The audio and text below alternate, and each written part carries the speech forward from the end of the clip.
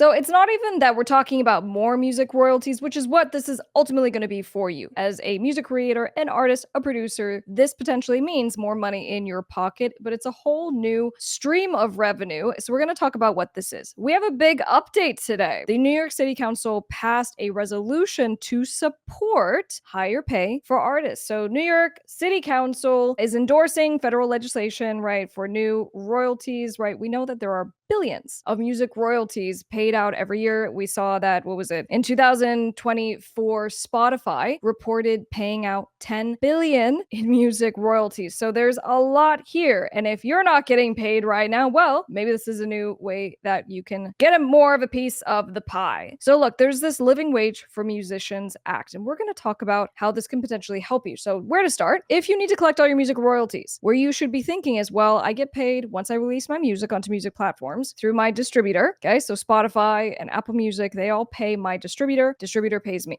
That's one way to get your music royalties, because there are different types of music royalties. You also get paid through SoundExchange, right? That is for your non-interactive streaming royalties, SiriusXM, Pandora. You also get paid through what's called a performance rights organization. If you're in the United States, an example might be BMI, ASCAP, but it's different for every country. And then you also, if you're in the United States, you can get paid royalties through the Mechanical Licensing Collective. In 2024, there was this Living Wage for Musicians Act proposed, and it's a bill, and we're going to take a look at it together. Because today, having New York, which obviously is one of the biggest hubs in the United States for music and entertainment, to sign on to this and to be like, oh yeah, we're going to support this is a big deal and this is good. Now, there's, for me, some concerns that I have about this, but ultimately anything that puts more money in creators' pockets is a good thing. There would be two ways that you guys can get paid more, let's say from Spotify. So the bill proposes that Spotify would essentially add on up to 50%. So it would be 50% of the subscription. If someone is paying for a certain tier, they would then have to pay 50% more. So at a minimum, $4, and at a maximum, $10. So part one of this is that there would just be more paid with this amount designated to go to this fund. Now, the way that this is going to work is that essentially this is a government-made charity. So there will be a new organization that is put into place for purposes of receiving all these additional funds. And it comes from these subscriptions in part. Now, the other piece of it is that essentially 10% is supposed to come from non-subscription revenue. So this would be ads. If you are watching ads on Spotify, there is ad revenue being paid that you do not get to participate in. Right now, the way it works is that when there are royalties paid from music platforms, it comes from the subscription fees that are paid to listen to music on these platforms. But there's other ways that these platforms are making money through advertisement, right? There's audiobooks, there's all kinds of things that are non-music. So what they're proposing is they go, well, we'll take 10% of the non-subscription revenue. We will also take this portion that is going to be from the actual subscription as a tack on, which it's kind of like, I guess we're going to find out how much people really love music. How much are your fans willing to support you? Because if their subscription fees go up by 50%, $4, that's a lot. $10, that's a lot. And so will people push back on doing this if it becomes something where the federal government's like, oh no, this has to happen? So that's number one. We're going to take a look at the actual bill, but let's just talk for a sec about what are the benefits of this? Because a big one is right now, it's estimated that you're essentially getting paid per stream about 0.003 cents. Okay, so it's not a whole lot. The problem with that is that you would have to be having something like 800,000 to 1 million streams per month in order to have something tantamount to a $15 an hour wage, right? So meaning just to like really make a living off of your music through streaming is pretty much impossible, right? Or you have to be doing some insane numbers as an independent artist in order to make that feasible. So what they're saying is they go, we're going to force it. So now there would be a required 1 cent per stream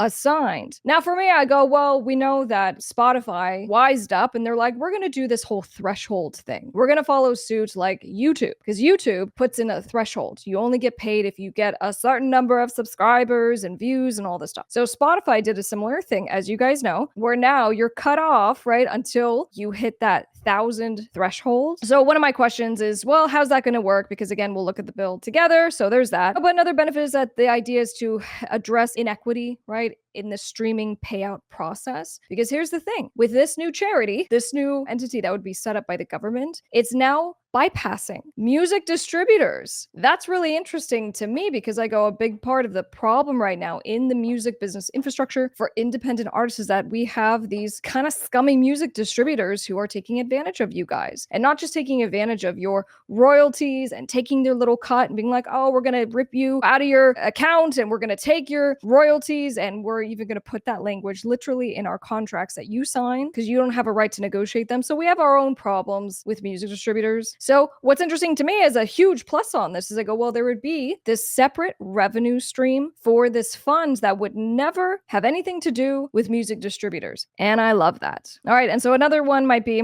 this can potentially help to sustain careers. The whole thing here is I think that a lot of people have just kind of given up on this idea that it's possible to have a sustainable music career from streaming. Now, here's what we talk about a lot on this channel. We're like, you need to learn to think like a record label and actually build up what you're doing as a music business. I'm gonna live and die by this mission statement forever, which is you always have to be learning how to make money from your skill set of music plus what's ancillary to your music, which is like touring, selling your services as a talented guitar player and teaching classes and making beat packs and whatever you want to do, because that's what record labels do. And so it's not just, I'm going to just make a song, put it on streaming platforms and hope for the best, right? That's not a good plan. And when I work with my clients who are actually making $10,000, $20,000 a month easily without having a huge following, it's because we come up with plans that are like this, okay? So this is important here. But nonetheless, understanding that the end platform that you end up putting your music on most of the times are streaming platforms. Well, can we foster a healthier and more sustainable livelihood for creators by just having more revenue coming in from streaming platforms? And this is an avenue to do that. So yay for all of those reasons. Now, as I'm looking at this today, I go, what are the downsides? Because, well, I have concerns. And actually this came because I looked at the bill itself and I'm like, it's so nice, like reading these hoorahs and these are all the wins and stuff like that. And I'll even share a couple things, right? So this was pretty cool because this is from edm.com. And they're like, so the council passes resolution for the federal legislation to create new royalty payments for musicians, right? There's billions of dollars in royalties being paid out. So this is like potentially a brand new stream of revenue. Very cool. So this was resolution 368, which was introduced by council member Shahana, Hanif, I believe that's how you say it, supporting the Living Wages for Musicians Act. Essentially, this was done in conjunction and in collaborations with the United Musicians and Allied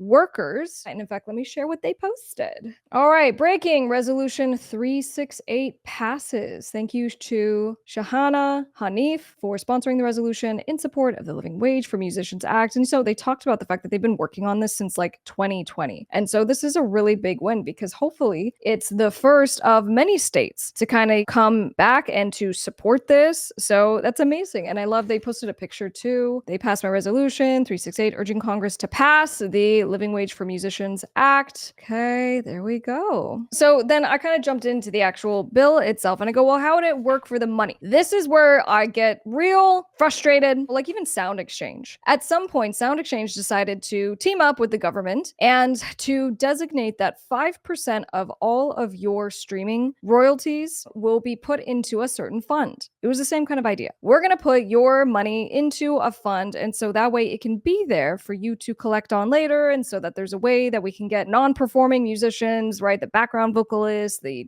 instrument players paid. It was this grandiose idea. So if you don't know this already, 5% of your streaming from SoundExchange is automatically taken and put into this government fund. It's the AFM SAG-AFTRA fund, and that fund happens to be involved with this. So why don't we pull up this bill and let's just take a peek at this. All right, here we go. A bill to establish artist compensation, royalty fund, and the other purposes enacted by the Senate and House of Representatives. This is Living Wage for Musicians Act of 2024. We've been talking so much about the register of the Copyright Office. So the register, with the approval of the Librarian of Congress, shall designate an eligible entity to establish and administer a fund to be known as the Artist Compensation Royalty Fund. Okay, so same thing like the Mechanical Licensing Collective. So Mechanical Licensing Collective is a way for you to get your mechanical royalties. It is a government set up charity, so to speak. But anyway, so this is going to be a new one of these for a new type of royalty that is designated. So they go, the register through the Copyright Office will be in charge of basically getting this set up. So what are the amounts? If you're needing legal help with your career, your business, we got you covered. Feel free to reach out to my law firm. I'm honored to say we have over 100 5-star Google reviews. We offer free case evaluations, which just means that you can give us a call, you can email us, no commitment. We'll just see how we can help. We look forward to hearing from you. The amounts are going to be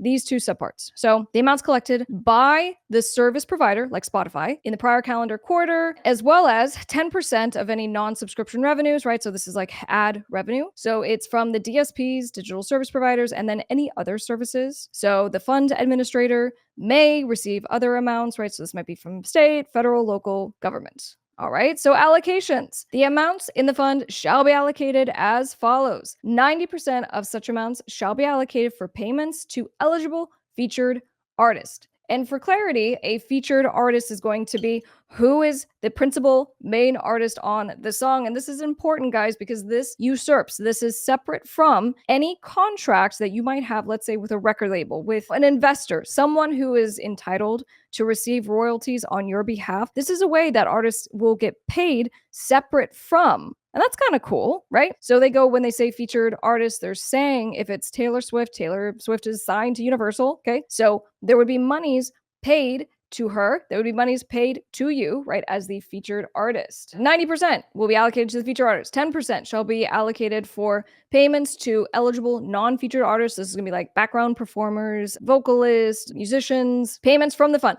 Not later than the last day of the calendar, the administrator shall promptly provide a percentage of the amounts to the eligible featured artists in an equal to the percentage of qualifying streams. Okay, so you get paid for how many streams you got, accrued by the eligible featured artists in the prior calendar quarter. Okay, fine. Payments from the amounts allocated of this section will also be paid to the American Federation of Musicians and the Screen Actors Guild and the American Federation of TV and Radio Arts. Really long. So it's the AFM, SAG, AFTRA fund. It is the same fund. And it's also the same fund that we had a little chat about where I went through the hoops because the fact that for my entire music career, 5% of my earnings have been going into this fund. I go, cool, I want to go access this fund because I'm the 100% owner of all my music. And I want to go access to get my royalties. And so I go, can I apply? Can I register to get access to my royalties? And you can't. The way it works with this fund is that there has to be a show, a radio company, something where someone else provides a cue sheet, right? Some kind of data to the fund to say, well, Miss Krystle, we played her song on our radio station sometime. So they have to give some kind of data so that I would be entered in, so you would be entered into this fund. And then if you are not in there, which I wasn't when I did a little search, they're like, you can't get access to this fund. So this is a huge point of frustration for me because I go down this whole thing and I go, man, this could be great. It's a whole separate revenue stream. And I go, okay, but I see in the proposed language that there's monies, yet again, that are supposed to go into this fund. Just FYI, how long, which is about 20 plus years that this fund has been around, it's likely received hundreds of millions of revenue from all your music, from all of our music. Are you guys getting paid from this fund? Because I sure am not. So the fact that I saw this in the bill was disheartening to me, but I am excited with this idea that there would be basically a whole new revenue stream. Now, administratively, and this is going to be one of my criticisms, besides seeing yet again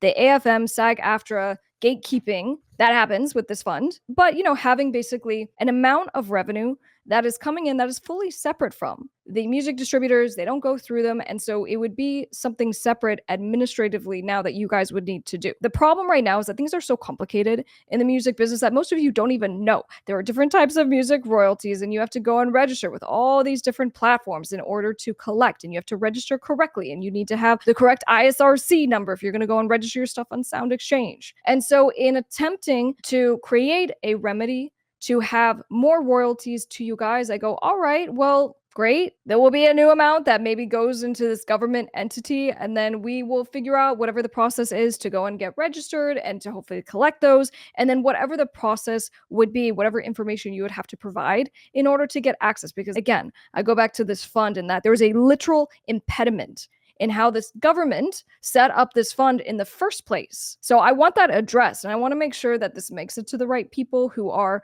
a part of this, because obviously there are big moves being made. There are unions that are a part of this, and they care very much, and they're working extremely hard, as I understand it, for 5 years and high profile lobbying efforts. There's a ton of effort that's going into this. And so I want this to actually be meaningful and to actually be revenue that can get into your guys's pockets. Now, I'm sure one of the concerns that the record labels have is that, again, this like usurps their agreements if you're signed to a label, right? The contracts are not going to apply. The way that this would work is that it is, again, whoever the featured artist is, whoever the main performer on the song is going to get paid. How that's all going to play out, it is going to be a mild nightmare for whoever's going to be in charge of this. It's a big job. For me, I'm just kind of like, it's cool to come in and create something totally new, and I hope it works super great, but I'm excited also to try to fix what is already in place. For example, having music distributors already handling billions of dollars of royalties and trying to get some assistance with that. So look, guys, in this conversation on the new music royalties that are coming on into artists, hopefully we have some support from New York City. That is amazing. So share some love and some positive vibes down below. We'll keep reporting on this. I'm top music attorney, Miss Krystle.